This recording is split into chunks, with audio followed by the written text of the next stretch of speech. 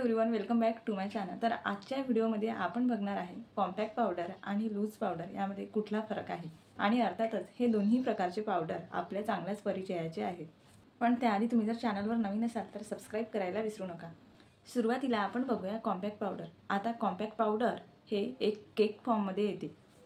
Compact पावडरचे वेगवेगळे shade मार्केटमध्ये available आहे, परंतु आपल्याला आपल्या स्किन टोनला सूट होणारा एक कुठला तरी शेड त्यामधून निवडायचा असतो। ते आपल्या चेहऱ्याला एक एक्स्ट्रा कव्हरेज प्रोव्हाइड करते। जर जनरली मॉइश्चरायझर नंतर किंवा फाउंडेशन नंतर कॉम्पॅक्ट पावडर चेहऱ्यावर अप्लाय करायचं असतं। कॉम्पॅक्ट पावडरमुळे चेहऱ्यावरील काळे डाग लपवले जातात, त्वचेचं पोत सुधारते। विशेष म्हणजे जेव्हा आपण मेकअप करतो तेव्हा एक स्मूथ फिनिशिंग आपल्याला कॉम्पॅक्ट पावडरमुळे मिळते। म्हणूनच कॉम्पॅक्ट पावडर हे सगळ्यांच्या ओळखीचे आहे। आता आपल्या स्किन टोननुसार कुठलं कॉम्पॅक्ट पावडर आपल्यासाठी बेस्ट आहे, तर मार्केटमध्ये खूप साऱ्या ब्रँडचे कॉम्पॅक्ट पावडर अवेलेबल आहे। तुम्ही त्यातील कुठलेही पिक करू शकता। फार काही जास्त फरक त्यामध्ये नसते, परंतु जे आपल्याला स्किनला जेव्हा आपण हळूहळू ते कॉम्पॅक्ट पावडर वापरतो तेव्हा आपल्याला स्वतःला समजते की कुठला आपल्यासाठी बेस्ट आहे। आता लूज पावडर हे आपल्या मेकअपचा बेस सेट करण्यासाठी वापरले जाते। काय होतं ना की कॉम्पॅक्ट पावडर आपण बऱ्याचदा वापरतो, त्यामुळे कॉम्पॅक्ट पावडर हे सगळ्यांच्या परिचयाचं आहे।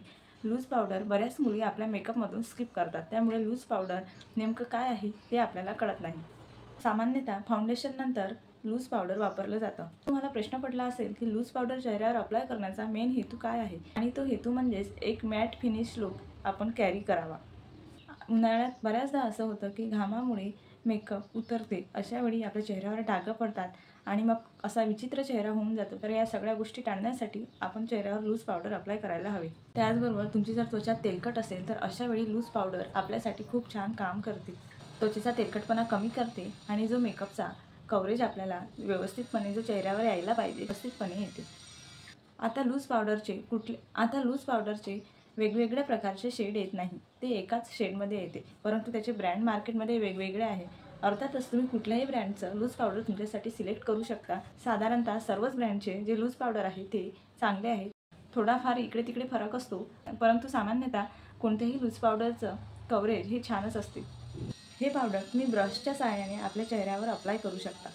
सो तुम्हाला कॉम्पॅक्ट पावडर आणि लूज पावडरमधील फरक लक्षात आलेलाच असेल। तर कॉम्पॅक्ट पावडर आपल्याला कव्हरेज देण्याचं, आपल्या चेहऱ्यावरील काळे डाग लपवण्याचं काम करते, तर लूज पावडर मेकअपचा बेस सेट करण्यासाठी वापरला जातो।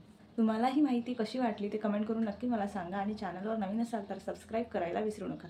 पुन्हा भेटू आणखी एका नवीन टॉपिकसोबत। तोपर्यंत take care and bye bye.